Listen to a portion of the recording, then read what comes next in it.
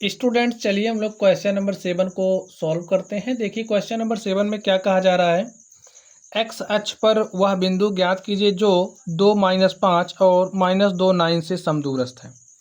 तो एक्स अक्ष पर हमें वह बिंदु ज्ञात करना है। तो चलिए स्टूडेंट हम लोग इसको सॉल्व करते हैं और देखते हैं हमारा सॉल्यूशन क्या होगा।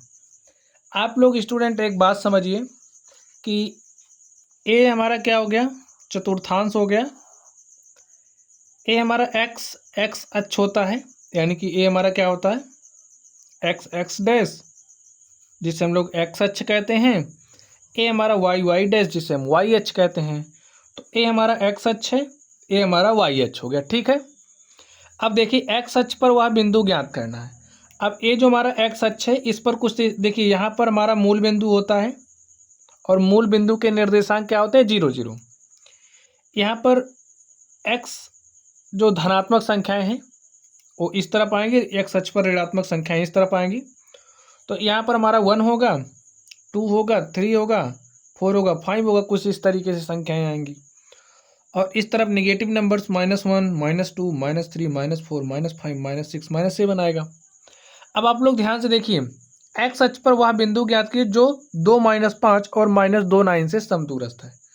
अब जो बिंदु है हमारा ये इधर कहीं हो सकता है, बिंदु हमारा इधर कहीं हो सकता है। अगर वो बिंदु एक्स अक्ष पर है, समझिए, समझने के लिए आप मान लीजिए बिंदु हमारा यहाँ पर कहीं है।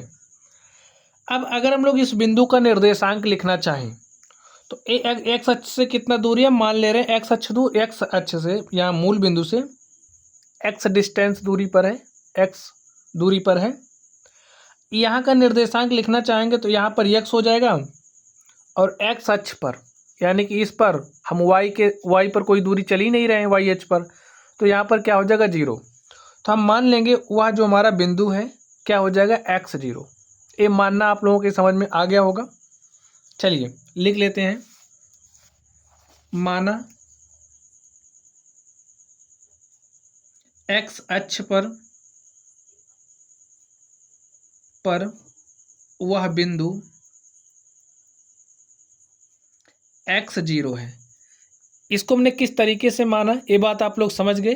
x अक्ष पर y का जो निर्देशांक होगा वो क्या हो जाएगा, 0 होगा, यानी कि जो हमारी कोटि होती है वो 0 होगा x अक्ष पर। माना x अक्ष पर वह बिंदु x0 जो 2-5 और -2 9 से समदूरस्थ है।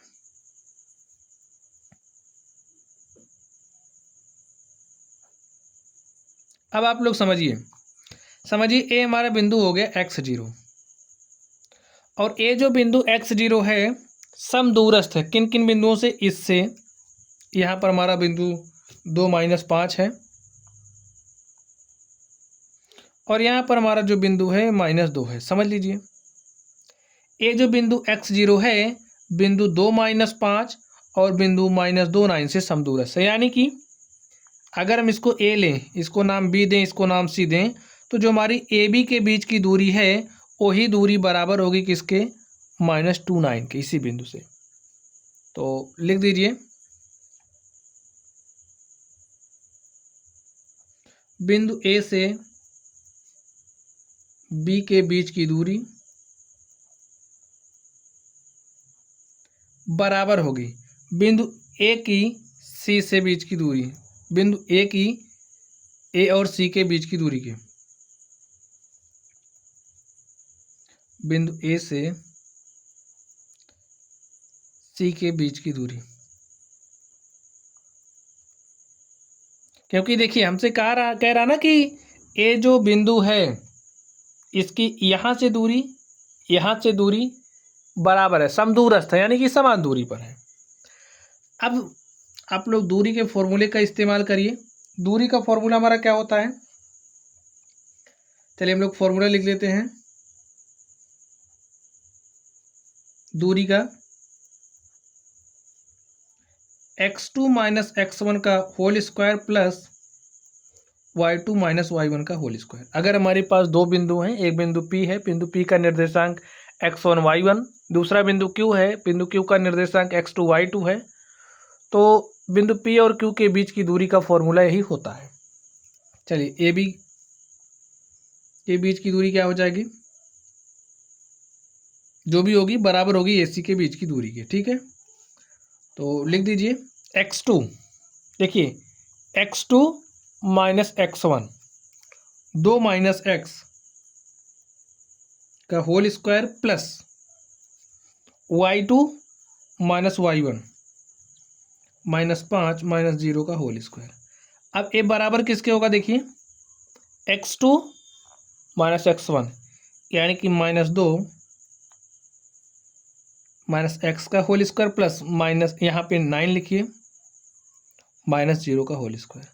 अब आप इसको सॉल्व कर लीजिए। ठीक है, एक करड़ी इधर है, करड़ी इधर है, तो करड़ी तो समाप्त हो जाएगी। तो लिख दीजिए 2 माइनस x का होल स्क्वायर प्लस -5 माइनस 0, तो -5 ही आएगा, -5 का square is equal to -2 minus x का होल स्क्वायर प्लस यहाँ से हो जाएगा 9 का स्क्वायर। हल करते हैं। a माइनस बी का होल स्क्वायर क्या होता है आपको पता ही होगा। जैसे अगर हमारे पास इस तरीके से दिया गया तो इसको ओपन करते हैं, क्या होगा a square plus B square minus 2ab। ठीक है, इस फॉर्मूले को आप लोगों ने क्लास 6 में सीखा था, आपको याद होगा।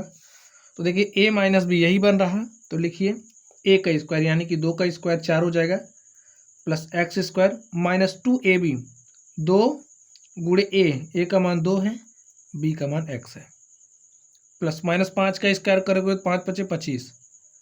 अब यहाँ पर देखिए a यानी कि -2 का स्क्वायर करोगे 4 हो जाएगा